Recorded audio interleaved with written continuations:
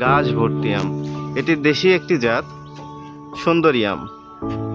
এর রং এবং টেস্ট অসাধারণ। দেখতে যতটা সুন্দর, খেতেও ততটাই টেস্টি। আমটি আমরা কেটে খাচ্ছি। Wow, colour!